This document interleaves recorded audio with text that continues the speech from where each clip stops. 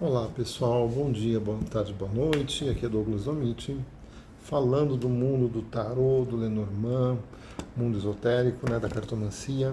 Hoje é o meu dia de falar sobre esse assunto. E o que é uma coisa que já me perguntaram e eu achei interessante a gente falar um pouquinho mais disso. Eu já falei isso outras vezes, mas uma coisa interessante. Qual método é melhor para você se utilizar numa leitura? Qual que é o melhor? Melhor a mesa real ou a mandala astrológica? Gente,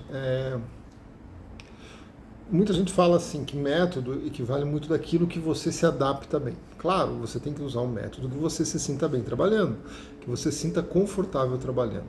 Mas cada oráculo tem uma linguagem específica, uma linguagem própria dele, uma forma dele se manifestar, que não é uma forma minha do Douglas, ou da Tânia Durão, ou da Renata Tanho de jogar. Não, é a forma do oráculo. Ele tem um linguajar próprio, uma estrutura própria de vida, digamos assim, que é quando ele foi criado.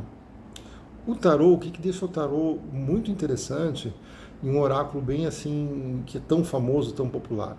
Para mim, o que eu vejo muito no tarô é essa questão do arcano maior e do arcano menor, como eles se complementam, o arcano maior falando do mundo maior, do mundo da mente, do espírito, e o arcano menor falando do dia a dia.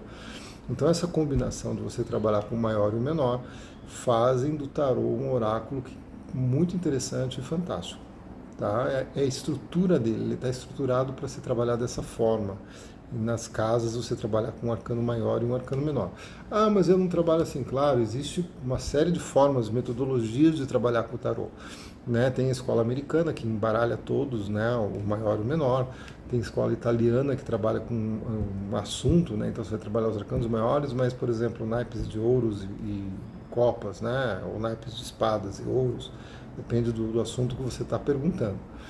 E existe a escola europeia tradicional, que você trabalha com os dois maços separados. Cada casa você vai ter um arcano maior e um arcano menor, que vai mostrar o macrocosmos e o microcosmos. Tá? Então o tarô ele funciona muito dessa forma. Então o tarô, para mim, ele se encaixa muito bem na mandala astrológica.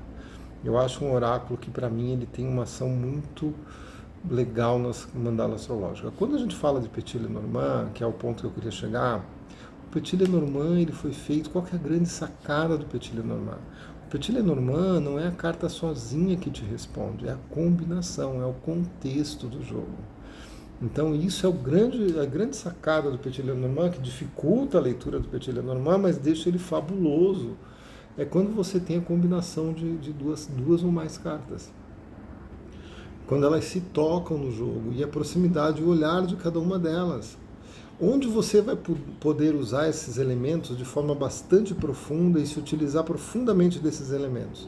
Na mesa real. Na mandala você não vai ter como se utilizar disso de uma forma extremamente profunda como você tem numa mesa real. Uma mesa real, todas as cartas estão ali na mesa e elas vão estar a uma distância uma da outra, elas vão estar um olhar uma para a outra, que vai te determinar muito na leitura. Então eu vejo realmente que o Petit Lenormand ele se encaixa perfeitamente à mesa real. Mas Douglas, o Petit Lenormand não foi feito para a mesa real? Não, o método da mesa real é anterior ao Petit Lenormand. Tem gente que usava a mesa real com o tarô. Tem gente que usava com outros oráculos, com aquela sibila italiana se usava a mesa real. O Lenormand ele vem posteriormente, e se encaixa na mesa real, e eu acho que foi um encaixe maravilhoso no meu ponto de vista.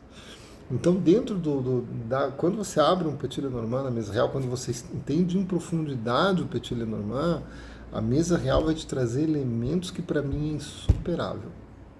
Eu acho fantástico como é um método que casou perfeitamente com o Petit Lenormand. Tá? Então, na minha opinião, a mesa real. Isso não quer dizer, gente, que quem está usando a mandala está errado, não me entendam mal. Cada um usa o que quiser e o importante é o resultado da consulta. Mas eu acho que quando você tem uma profundidade no Lenormand, a mesa real grita para você. Mas não é um método fácil, é um método que exige tempo, exige dedicação, exige mais dedicação do que mandala. Boa semana a todos, até a próxima.